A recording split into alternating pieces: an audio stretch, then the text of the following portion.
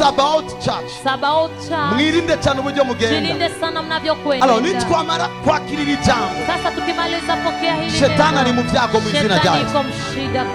Yesu rero araduha proposition. Yesu sasa anatupatia proposition. Biche kuri Paulo. Ikipitia kwa Paulo. Avuga ngo mwoye kugenda nk'imburabwenge. Mwache kwenda kama vile wenye hawana hekima. Reka tuvuge ku makuru y'imburabwenge. Acha tuseme habari ya wenye hawana hekima. Imburabwenge ni mwenye ana hekima ni Biblia ivuga ngo Biblia inasema umufasha w'umunyabwenge arubaka inzu yiwe. Eti mke mwenye hekima anajenga ariko nyumba yake. w'ikijuju Lakini mwenye hana hekima. Imburabwenge. Mwenye hana hekima. Saba daimoni bamusanguririza.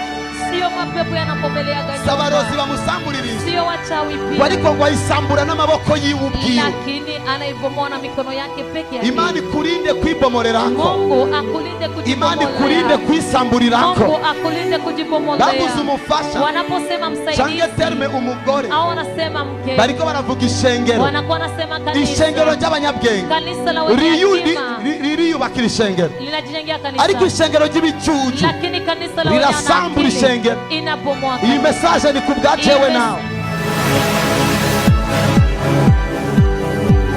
Yo bitubwenge muri Bible.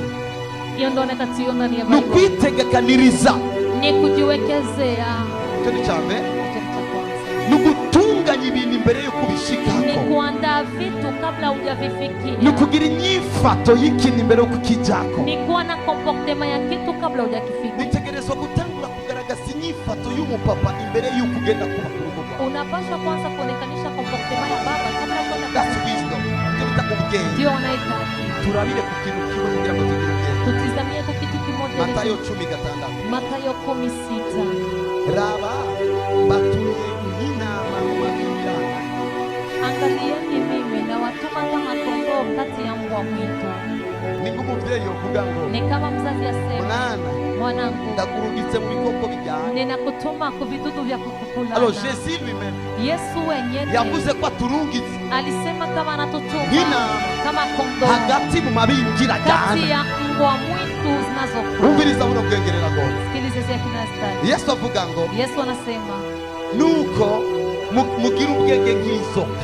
Basi iweni na busara kama nyoka. Reka twige gato ku nzoka. Acha tusome kidogo kwa nyoka. Kugira ngo twakire buno bwenge Yesu adupropose. Ili tupokee huyo busara Yesu. Kuvaho mwahonyoreye inzoka. Toka siku likanyagia nyoka. Ntirarambirwa n'ubu kubatera. Haijachoka hata kidogo kuwapiganisha nyoka. Irazi etaya. Inajua etaya. Kuko irazi isezerano. Kwa maana inajua ahadi. Iyo umwana w'umuntu abonye inzoka. Wakati mwanadamu anaona nyoka. Ashaka bari umwana muto. Akitaka we mtoto mdogo.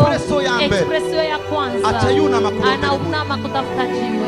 Utegerezwa kumenya ngo unapaswa iyo abadayimoni bakubonye nyakati pepo zinakuona. Expression ya kwanza ni kukuangusha. Utegerezwa kumenya ngo unapaswa kujua kama iyo abarozi bakubonye nyakati wachawi wanakuona. Expression ya mbere ni kugutembagaza. Expression ya kwanza ni alors ubwenge bw'inzoka busara ya nyoka kubera ko ibizi kwa sababu inajua yuko abantu bayibangamiye ya kuwa watu wanaisumbua. Ushobora gusanga inzoka ni moja hauwezi kukutana nyoka hata mmoja pale barabarani. Bisigura ngo ubwenge bwa mbere bw'inzoka inamaanisha busara ya kwanza ya iramenya aho yihisha abantu batashoboye kuifata. Inajua mahali ambapo inajificha watu hawawezi ikamata. Ndatuye ko wakiri ubwenge bw'izina ryaje. Ninakiri kama unapokea hekima. Utegerezwa kubaho. Unapaswa kuishi kugira ngo ugende nk'umunyabwenge. Ili utembee kama mwenye busara. Wirinda amateritoire. Ukijilinda maanga. Ashoboye gutuma utembagara. Anaweza sababisha unaanguka. Ico navuze zone de danger. Ambayo nilisema zone de danger. Zone de danger. Zone de danger. Iyo bavuze ngo tugende nk'abanyabwenge. Wanaposema tutembee kama batubwiye ngo tugomba kumenya. Wanatuambia tunapaswa jua. Hapa na hariyo nde. Nohura n'iki. Reka ndahirinde ntarajayo. Acha nibajilinde kabla ya kwenda huko. Yesu asavye ko tugira ubwenge nk'inzoka. Yesu anaomba tuwe na akili kama inzoka ni yihisha n'importe où. Nyoka haijifichaki mahali. Inzoka yihisha mu vyatsi isa navyo.